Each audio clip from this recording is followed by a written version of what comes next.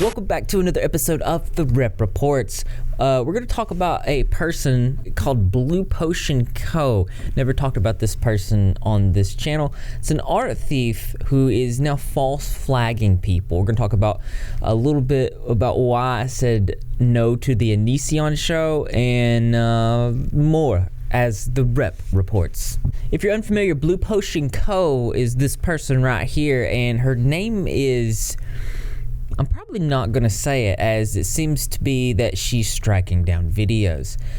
This is a creator that went to conventions selling her own artwork, but actually it was not her artwork. It was based upon other artists, and it seems that she traced. So obvious. So the Meowth and the Squirtle are traced. They're stolen from this whole piece. And yeah, I will also say, please don't go to the actual artist and be like, harass them about this and be like, you need to address, like, leave them alone. Like, maybe send them a DM and be like, hey, like, do you know?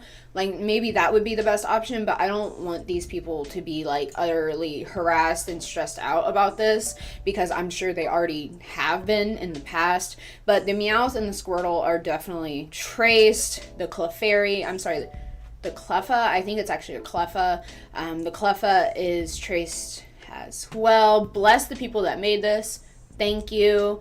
The Pikachu is also stolen from this photo, and you can kind of get what's going on here, but it wasn't just the tracing that was going on. Back on topic of this absolute genius whose hobbies include stealing so much and so often that they can no longer come online because everyone already knows they can't create anything from themselves without cut and paste. Control-C does not an artist make, my dude. I mean, sure, it's been months since Stephanie, BluePotionCo, whatever she's going by now, has been relevant or doing anything online after she was shown to be nothing but a moron who couldn't create anything using her own damn noodle and a pencil, with her name only now coming back up because the brilliant and hilarious Dapina made a retrospective video on her. Sure, no one actively has thought about her since she bought multiple domain names for people who called her out, including buying the domain name for a person's full legal name like a crazy person and doxing them with it. And sure, she has literally made it absolutely impossible for herself to set foot in any convention center ever because over 500,000 people know that she sells traced wares. But here she is, months later, trying to make sure that all the commentary and critique of her actions are swept off the internet so she can successfully come back and steal from other artists and people who are actively and actually creative and don't spend their time online lying, you know, like a fun little hobby. It's not okay, but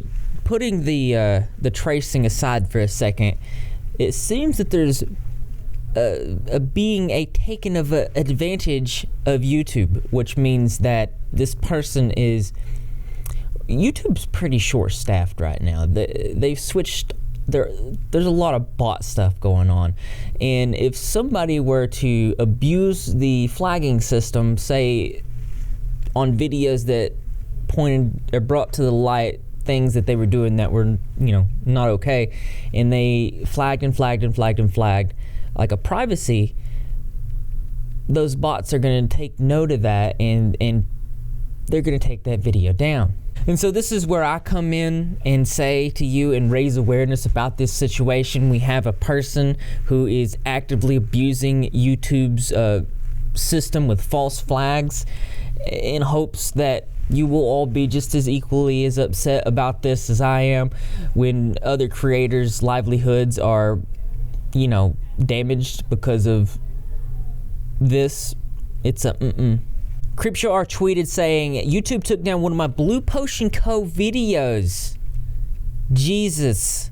To Mimi replies, seriously, how does Blue Potion keep getting away with this? She also tweeted saying, I'm giving you full permission to re-upload my content that has to do with this BluePotionCo. Seeing as she is trying to take it down, I legit give less than 0 Fs, meaning you all owe me your Fs. I'm going to read this community post here saying that, so YouTube officially took down one of my videos about BluePotionCo being an art thief. And this is coming after she successfully got Syren, Cove, and Dapina's videos removed as well. The issue is that I am incredibly bitter and petty, and I am not going to let this stand. I will be talking about this soon, but also I encourage you to download all my videos related to BluePotionCo and feel free to upload them to your own channels. Fully monetized if mine gets taken down. I don't want people to not know about her Also, yes, you can monetize them. I legit don't care right now. So I'm actually told that creepshowart got her video back, but it's only viewable in the United States, and you can't see it if you're in London, which is strange and it's not right. The thing that struck me was when creepshowart was trying to get this issue resolved, YouTube wasn't very helpful. The email I received. Dear creepshowart, that's me, that's my name. This is to notify you that we have received a privacy complaint from an individual regarding your content. The information reported as violating privacy is at the 0.00 timestamp. We would like to give you an opportunity to remove or edit private information with the content reported. After 48 hours of this notice, we will review the complaint for potential violations of our privacy guidelines and consider restricting the content. Let's go over that, shall we? I think my favorite part is that the complaint is at the 0.0 timestamp, where there's just, nothing, because nothing plays at 0.0. Like, what? There's nothing there, girl. Unless you're saying the color black is a violation of your privacy because you live in the ether, there is nothing there for you. I cannot help you, Stephanie. What am I supposed to remove? That's peak, bonkers. Now let me be... Made a joke in my video about BluePotionCo at my own expense, and YouTube heard me call myself a dork for the way I say things and said, nope, we aren't going to help you anymore. So, them's the breaks, I guess. Quoting Creepshow saying, I should honestly be fired for having a YouTube channel for the stuff that comes out of my mouth. You say in the video, watching the rest, but I'm already not confident in defending this on your behalf. Again, I feel like you need to refrain from attacking people as it just turns into these situations. Creepshow replies, that's a joke, sir, and I'm talking about a person who quite seriously stole multiple artists' work and sold it. I'm not attacking anyone by commenting and joking about the situation. Also, in context of the video that the quote is from, I am literally calling myself a dork. The context is I said something in a silly way and have bad luck. I should be fired from YouTube. So are you trying to say that I'm bullying myself in that statement? I don't want to get too much into this situation here, but it looks like she's being judged, and because she's judged and what she said seems to be not suitable to this person, then they aren't going to help her. I don't think that's right. YouTube was equally helpful with Syren Cove. September 16th, 2020, Syren tweets, my BluePotionCo video was permanently removed from the platform after manual review. A woman sold traced art, made a video exposing it. She filed false privacy claims on my content with over 500,000 views, was removed permanently. I never spoke to a human on YouTube about why. Thanks, YouTube. This is from the YouTube support team. Hello, your content has been removed due to one or more legal complaints that we received. We've reviewed your appeal and determined that we're unable to reinstate your content. Sincerely, the YouTube team. And the crazy thing about this is the official Team YouTube account responds to Syren Cove in a very passive-aggressive way. You can check this out to understand why videos are taken down based on the error message you see on the screen. By the way, we noticed that you shared your own personal info, email address in your previous tweet. We recommend deleting it to protect your privacy. So as creators, we put our emails out there for business inquiries and just other things like that, and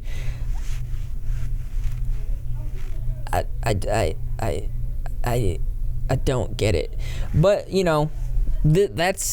that's sometimes that's how the cookie crumbles. But I wanted to bring this to your attention so you guys knew that this stuff was going on. We have an art thief who is taking advantage of the YouTube platform, being shorthanded, and there being a lot more bot usage right now, and that's not cool. That it is BluePotionCo that is doing this.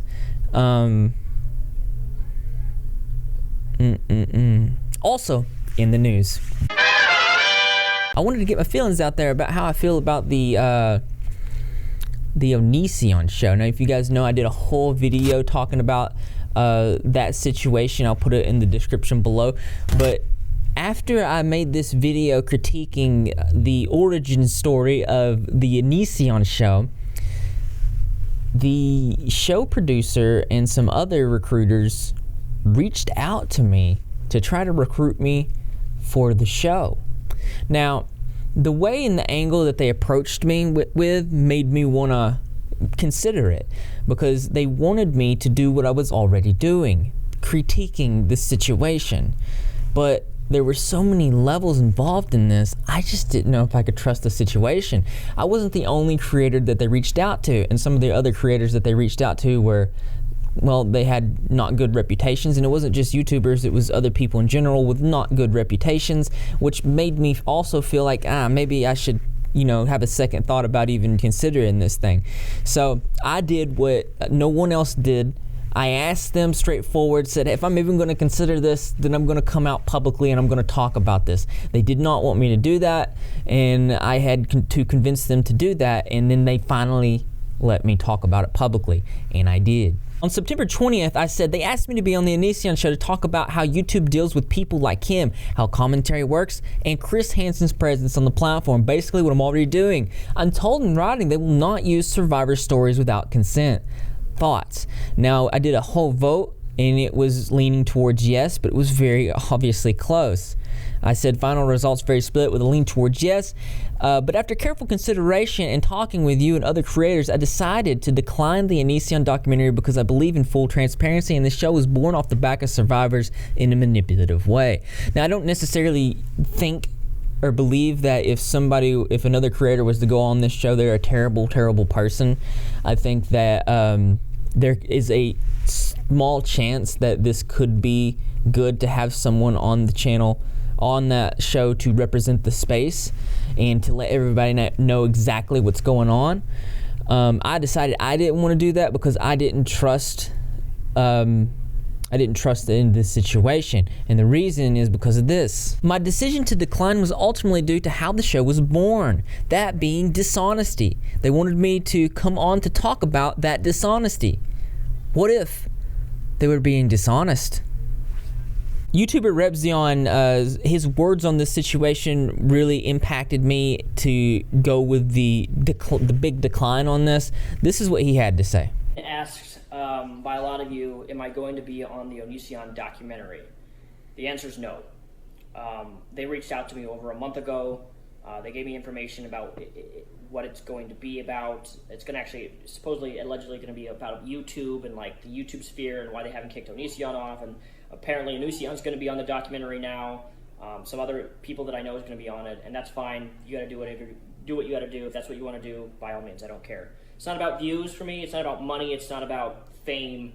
At the end of the day, I feel uncomfortable by it, and if I feel uncomfortable by it, I'm not going to do it. Deep down here, this is my gut. My gut instincts don't go off very often, but my gut instinct has went off in regards to this documentary. I hope my gut instinct is wrong. My gut instinct is 99.9% usually right. I learned that.